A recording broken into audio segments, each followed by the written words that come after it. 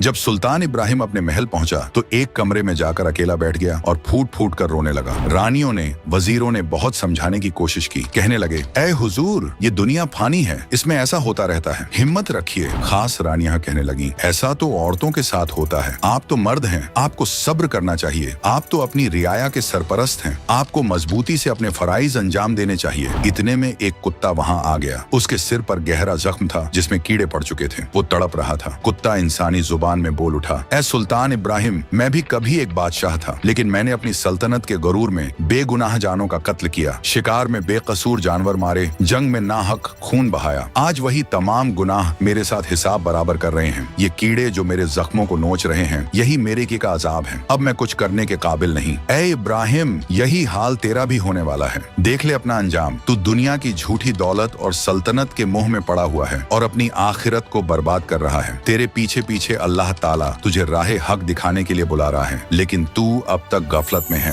यह लीला भी खुद खुदा ए कबीर जी ने की थी। यह अंतिम झटका था सुल्तान इब्राहिम को दलदल से निकालने का। उसी रात्रि में सुल्तान इब्राहिम ने अपने मुख पर काली स्याही लेपकर एक अल्फी के स्थान पर एक शॉल लपेटा। फिर कमरे में कमद बांधकर पीछे के रास्ते से उतरकर चल पड़ा। वो पूरी रात अल्लाह की याद में चलता रहा। तकरीबन 20 किलोमीटर का सफर तय किया तो उसे शदीद भूख लगी। उसने आगे एक मालन को देखा जो बेर बेच रही थी। वह मालन खुद खुदा ए कबीर जी ही थे, जो एक मालन का भेस बनाकर रास्ते में बाग के बाहर बेर बेच रहे थे।